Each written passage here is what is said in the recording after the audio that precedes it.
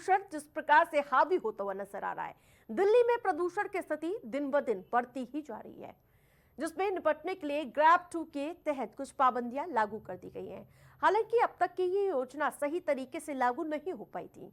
Grab 1 में जहां 14 अक्टूबर से प्रदूषण के बारे में लोगों को अवेयर यानी कि सतर्क करने के लिए मैसेज भेजने थे, लेकिन अब तक ये मैसेज नहीं भेजे गए, जबकि इस काम को पहले ही नियमित रूप से कर देना चाहिए था।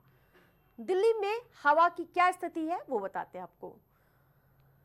दिल्ली की आबो हवा पूरी तरह से खराब हो चुकी है। दिल्ली वालों को दम घोटू हवा में जीने के लिए मजबूर है, लेकिन इस समय 400 तक के ये AQI लेवल पहुंचता हुआ नजर आ रहा है। अगर मैं बात करूं वजीरपुर की, तो वहां का AQI लेवल 385 पहुंच चुका है।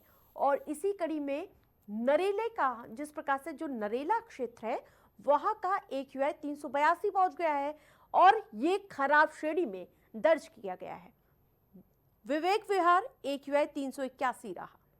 और इसी के साथ साथ अगर मैं बुराड़ी की बात करूं तो वहां का भी AQI खराब श्रेणी में यानी कि 380 दर्ज किया गया है। बवाना का AQI 370 रहा, जबकि अलीपुर का AQI 354 दर्ज किया गया है। आनंद विहार का AQI 364, जबकि अशोक विहार का AQI 362 पहुंच गया है। तो आनंद विहार का जो AQI है 364 है, जो खराब श्रेणी में दर्ज किया गया, और अशोक विहार का भी AQI 362 है। यही वजह है कि यहाँ पर ग्रैब 2 की जो पाबंदियां है वो लागू करने की तैयारी है। रोड़ी का AQI 360 दर्ज किया गया है। तो सोमवार का दिल्ली का जो AQI दर्ज किया गया है वो 310 रहा। इसके बाद ग्रैब 2 के तहत नई पाबंदियां लागू करने की सिफारिश की गई। इन पाबंदियों में मुख्य रूप से प्राइवेट गाड़ियों के इस्तेमाल को कम करने के लिए पार्किंग फीस बढ़ाना, CNG और इलेक्ट्रॉनिक बस जो है उनकी सेवाओं को बढ़ाने, और इसके तहत डीजल जनरेटर पर पाबंदी लगाना भी शामिल है।